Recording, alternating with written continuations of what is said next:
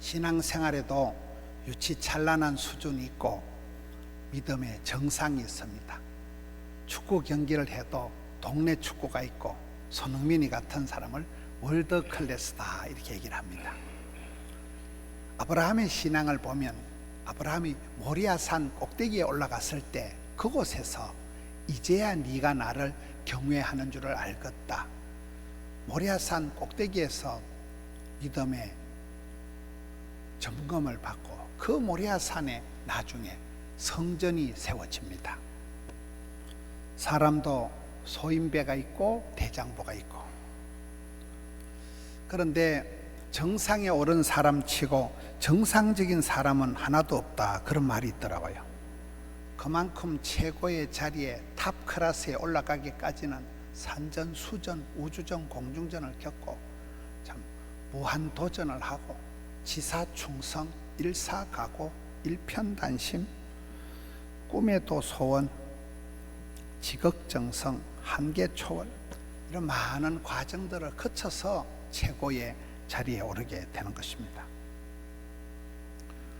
목회자들의 목회자가 보면 우리 하용조 목사님이 참 많은 일들을 하고 한국 기독교 문화적인 이런 다양한 부분에 최고의 영역을 확대한 분이 하용조 목사님이시고, 그래서 오늘의 팀들이 부산까지 이렇게 오신 거예요. 그리고 오카노 목사님은 또 이렇게 제자훈련을 통해서 목회자들의 목사인데 그분의 제자훈련 강의 1강이 광인론입니다. 광인론. 미친 사람이라 미친. 예수에 미치고 복음에 미쳐야 미친다. 불강이면 불급이다. 이렇게 되는 거예요. 우리 일에 지치면 지고 일에 미치면 이긴다 이러잖아요. 믿음의 정상에 오르기까지는 상당한 그러한 노력이 있어야 된다는 거예요. 오늘 말씀을 보면 베드로후서 1장에는 신의 성품이 나옵니다. 신의 한 수가 있듯이, 신이 내린 직장이 있듯이 신의 성품에 참여하는 사람이다. 이게 믿음의 정상이라. 신이 우리에게 준 성품이 있다는 거예요. 그런데 사람들 마음이 변덕이 죽을 듯하고 변화무쌍한 이 시대 속에서 어떤 경우에는 분노 조절 장애가 일어나잖아요. 에베소서 4장에 가서 보면 분노에 대한 4단계에서 어떤 경우에도 화를 내지 마라. 화를 낸다는 것은 내가 마음이 정리가 안 된다는 거예요. 화를 내도 죄를 짓지 마라. 분을 내어도 하루해가 지나도록 분을 품지 마라. 분을 내어도 마귀에게 틈을 주지 마라. 이런 분노에 대한 단계가 이래 나오듯이 오늘 말씀에도 보면 우리의 마음밭을 잘 가꾸면 마음밭이 8단계에 이르러서 신의 성품에 마침내 참여한다는 거예요. 사람이 여러분 병이 나는 것도 지 성질을 못 이겨서 병이 생기는 것이고 모든 관계도 마음에서부터 관계가 시작이 되는 거거든요. 말을 조심해서 마음의 알갱이 말이 씨가 되고 말이 행동이 되고 행동이 습관이 되고 체질이 되고 팔자가 되고 성품이 되고 그러면 그 사람이 그치 성질 따라 건강도 관계도 다 만들어진다는 거예요. 성품이 그렇게 중요합니다. 무릇 성을 지키는 것보다 마음을 지키는 게 더 어려운데 오늘 본문의 저자가 베드로잖아요. 이런 베드로는 우리가 알거니와 아주 성질이 천방지축 돈키호테 스타일이에요. 그런 무식하면서도 천방지축 날뛰는 이 베드로가 오순절에 성령이 임하고 난 이후에는 사람이 바뀌는 거예요. 아주 사람이 변화되어서 최고의 사도가 되고 천국 열쇠를 받는 사람이 되고, 우리가 성경을 사복음서를 보면 마태, 마가, 누가, 요한복음에 예수님께서 동네방네 두루두루 다니시고 각색 병든 자들을 다 사랑해주고 고쳐주셨지만은 유달리 베드로 한 사람을 끝까지 붙들고 늘어지는 거예요. 네가 나를 사랑하느냐, 너는 나를 따르라. 베드로 한 사람을 변화시켜서 베드로를 통해서 하루에 막 3,000명을 뒤집어 놓고 베드로를 통해서 역사를 새롭게 하시는 분이잖아요. 베드로가 이렇게 성품이 변했다. 그 천방지축 날뛰던 베드로가 예수님을 따라가면서 제자가 되면서 마침내 천사 같은 사람이 되고 오늘 이 성경을 기록하게 된 것입니다. 성자는 태어나는 것이 아니라 야생마 같이 날뛰다가 천방지축 뛰어다니다가도 임자를 만나서 천리마가 되고 적토마가 되고 명마가 준마가 되어가는 것입니다. 예수님은 성품이 온유하다. 나는 온유하고 겸손하니 누구든지 내게 와서 배우면 내 멍에는 쉽고도 가벼움이라. 옛날에는 조그만 일을 앞두고도 쩔쩔매던 사람들이 달인이 되고 고수가 되고 믿음이 정상에 올라가면 쉽게 하는 거예요. 부담 없이 아주 행복하게 일들을 감당을 하는 것입니다.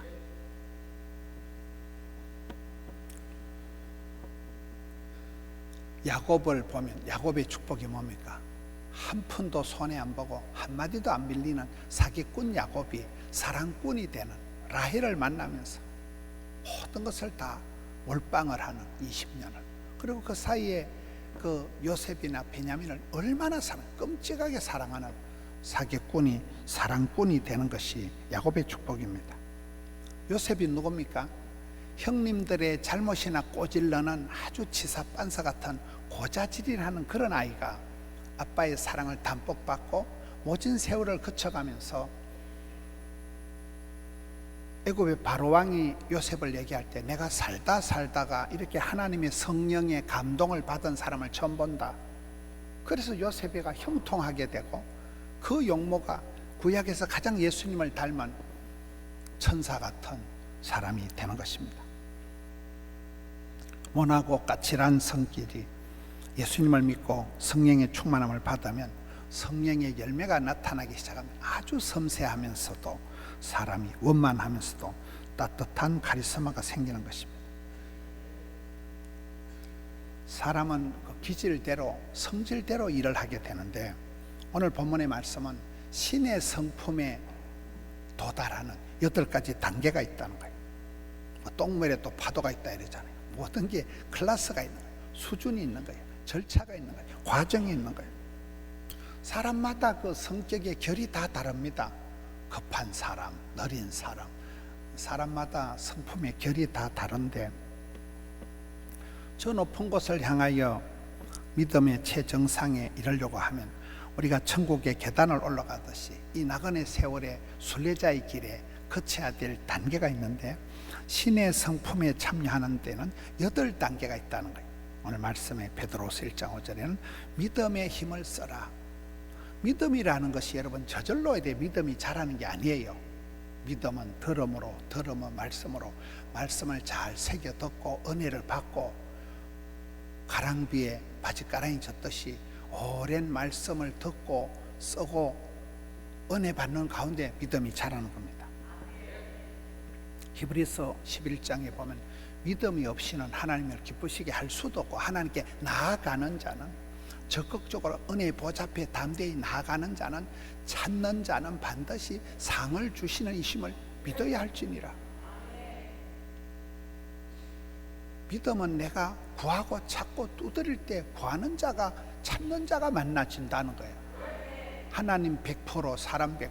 하나님이 전지전능하시지만 내가 구하는 자에게, 찾는 자에게, 두드린 자에게 하나님이 믿음의 선물을 주신다는 거예요. 야고보서 1장에 보면 버려야 될 게 있어요. 의심을 하지 말라. 의심, 두마음, 두심, 욕심 이런 마음은 버리고 그리고 믿음이 없는 자가 되지 말고 믿는 자가 되어서 믿음의 근육을, 믿음의 알통을 발달을 시키면 데살로니가 전서 1장에 가면 3중적인 게 나오는데 믿음이가 역사하고 소망이가 인내하고 사랑이가 수고한다는 말씀이 나와요. 믿음이 있는 사람이 그 믿음대로 꿈꾼 대로 역사를 만들어가고 그리고 천국 소망이 있는 사람은 이 땅에서 힘들어도 참고 인내한다는 거예요. 그리고 사랑이 있는 사람은 부모가 자식을 위해서 헌신, 수고, 희생하듯이 반드시 사랑은 수고로 흘러간다는 거예요. 이 믿음, 소망, 사랑이 만날 때 아름다운 카리스마가 만들어진다는 거예요. 오직 의인은 믿음으로 살리라. 믿음의 대장부가 믿음 찬 사람이 됩니다. 저희는 믿음이 대단하다. 믿음의 힘을 쓰라는 게 첫째고, 둘째는 믿음이 좋은 사람이 대체적으로 보면 좀 까칠해요. 믿음이 센 사람들이 보면 남에게 상처를 많이 주기 때문에 믿음의 덕을 힘쓰라는 게 두 번째 단계입니다. 믿음은 좋다고 하면서 다른 사람들에게 교회에 덕을 끼치지 않으면 안 된다는 거예요. 덕이 안 되면 독이 된다. 성경에는 덕스러운 온유한 사람이 땅을 차지한다는 거예요. 실력보다 인성이 먼저라는 거예요. 대부분 믿음 찬 사람들은 좋은 사람들, 성품이 좋은 사람들이 또 다른 사람들을 훈련시키고 또 다른 충성된 사람들을 만들어가는 것입니다. 믿음은 하나님에 대한 것이라면 덕스러운 것은, 덕은 이웃에 대한 거예요. 관계에 대한 거예요. 믿음의 덕을, 그 다음에 덕스럽다고 그저 좋은 것으로 애매모호하게 우야무야 살아가면 안 돼요. 반드시 덕을 만든 사람들은 지식의 힘을 쓰라는 게 오늘 성경의 가르침입니다. 무식하면 안 된다. 이스라엘 백성들이 하나님을 아는 지식이 없어서 무식해서 망하는 거예요. 하나님이 누구신지를 알면 그렇게 대충 안 살아간다는 거예요. 여러분, 가난농곤학교 김용기 장로님은 강원도 산골짜기 신림에 들어가서 농사를 지어도 배워야 된다는 거예요. 가난농곤학교, 농사도 배워야 된다. 알도록 배우자. 그래서 농곤학교를 만들었습니다. 이번 여름에 저는 가장 은혜 받은 강사가 손주원 집사입니다. 메가스터디 손주원 집사님. 그 손주원 집사님은 그분의 간증 제목이 배워서 남주자는 거예요. 벌어서 섬기자는 거예요. 공부해서 남주자는 거예요. 공부해서 남주자. 그분이 경상남도 창원군 동면 무선리 시골에서 자랐습니다. 재건파입니다. 제가 어제 재건파 목사님한테 물어봤어요. 재건교단은 교회가 전국에 몇 개예요? 물어보면 120개라는 거예요. 전국에 몽땅 교회를 다 모으면 120개인데 대부분 교회들이 작아요. 제가 생각하기엔 아마 재건교단은 전국 다 모아도 우리 교회만큼도 안 되는 거예요. 그 조만한 교회에서 할머니 복음을 가지고 공부해서 남주자, 하루에 볼펜 모나미 153을 한 자루씩 써가면서 공부를 해서 그렇게 하고 가회한 그대로 메가 스터디 그룹을 만들어서 종업원이 4,500명이나 되고 1조 원이 넘는, 그분도 아픔이 많아요. 그분의 사랑하는 딸이 교통사고로 죽었습니다. 사랑하는 딸이 교통사고로 죽은 딸 이름이 윤민이에요. 윤민. 백성을 윤택하게 하자. 교통사고로 죽은 딸 이름으로 아빠가 300억 원을 헌금해가지고 그거는 순전히 죽은 딸의 이름으로 윤민 복지장학재단을 만들어서 자기 딸이 못다한 그 꿈을 다른 아이들이 공부하도록, 그게 윤민재단을 아빠가 만든 거예요. 손주원 집사가 만든 거잖아요. 그분의 인생 구호가 할머니 복음, 지독한 할머니한테 배운 그것을 가지고 공부해서 남주자는 거예요. 그렇잖아요. 한동대학교 구호가 벌어서 섬기자, 배워서 남주자는 거예요. 배워야 됩니다. 기독교는 배움의 종교예요. 하나님을 아는 지식이 그 사람의 신앙을 결판을 냅니다. 하나님은 나에게 어떤 분이신가 알면 진리를 알지니 진리가 너희를 자유케 하는 것입니다. 그런데 똑똑한 사람들이 대부분 잔인한 사람들이 많아요. 이기적인 사람들이 많아요. 그래서 믿음의 덕을, 덕의 지식을, 지식에는 절제가 있어야 된다는 거예요. IQ가 높은 사람이 이기적이고 잔인한 사람이 많습니다. 성령의 열매는 절제가 있는 거예요. 셀프 컨트롤이 나옵니다. 고린도전서 13장 사랑장에는 오래 참음, 오래 참음이 사랑장의 핵심입니다. 여러분, 세월이 흘러갈수록 똑똑한 사람, 힘센 사람, 강한 사람이 중요한 게 아니에요. 오래오래 참고 절제한 사람이 항상 땅을 차지하고 리더십을 발휘하게 되는 것입니다. 절제가 없는 지식은 굉장히 위험한 것입니다. 다섯 번째는 절제의 인내에 힘쓰라는 거예요. 여러분, 그저 참는다. 정신의학적으로 가장 나쁜 게 참는 거예요. 꾹꾹 참으면 우라통이 터지고 갑상선이 자빠지고 참을 때 이게 속병이 화병이 생기는 거예요. 정신학적으로 제일 나쁜 게 참는 거예요. 참지 말고 예수님처럼 참는 것이, 칼을 빼던 베드로를 향해서 베드로야 이것까지 참아라, 이게 인내예요. 예수님처럼 참는 게 인내하는 거예요. 성질대로 다 하면 안 되는 거예요.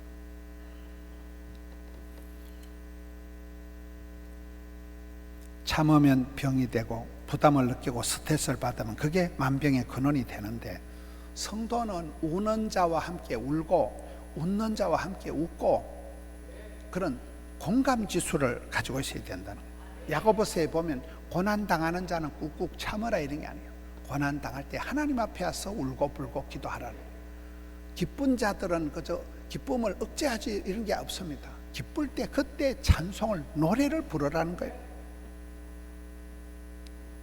엘리야는 우리와 성정이 같은 사람이로되 이세벨이라는 여자 말 한마디 듣고 급우울이 와가지고 공황장애가 오고 그런 우울증 환자였던 엘리야지만은 간절히 기도한 적, 하늘 문이 열리고 하나님께 응답을 받고 이스라엘의 병과 마병으로 국보급적인 월드 클래스로 쓰임받은 사람이 엘리야잖아요. 그냥 참는 게 아니에요. 예수님처럼 참는 거예요. 하나님의 그것을 인내한다는 거예요. 하나님을 향한 굳센 믿음이 있고 천국에 대한 소망이 있고 십자가의 사랑을 아는 사람은 참을 수가 있는 거예요. 성질대로 그렇게 현재의 고난은 장차받을 영광과 비교할 수가 없으니까 많은 현실의 가운데서 참고 견디고 인내할 수 있는 것입니다. 그 다음 단계가 인내의 경건을 힘쓰는 6번째 단계입니다.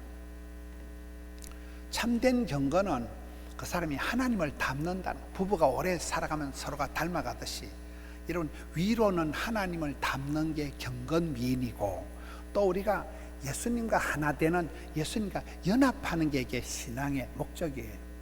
포도나무 가지는 줄기에 붙어만 있으면 저절로 열매가 맺히듯이 연합과 닮음이 이게 신앙의 목적인데, 그게 경건이라는 거예요. 자식 키워보면 부모 마음 안다고, 이런 우리가 아이들을 길러보면서 많은 그런 갈등을 고민을 하면서, 야, 내가 아이 한 명 돌보는데도 이렇게 힘든데 하나님께서 나 같은 아이를, 철없는 나를 돌본다고 오랜 세월 동안 얼마나 참으시겠냐. 그때 자식을 키워보면서 아버지 하나님 마음을 알아가는 것입니다. 육체의 연습은 약간의 유익이 있지만은 경건의 연습은 범사에 유익하다. 모든 건 여러분 연습이에요. 연습, 훈련이 있어야 됩니다. 우리가 찬양대 앉기 위해서는 지난주도 연습하고 이번 주도 일찍 와서 연습하고 연습이 있어야 돼요. 연습을 하고 찬양을 하는 거예요. 저절로 입만 열만 그냥 조수미처럼 노래가 뽑아져 나오는 사람이 없어요. 수많은 연습을 해요. 경건에 이르기를 연습해야 돼요.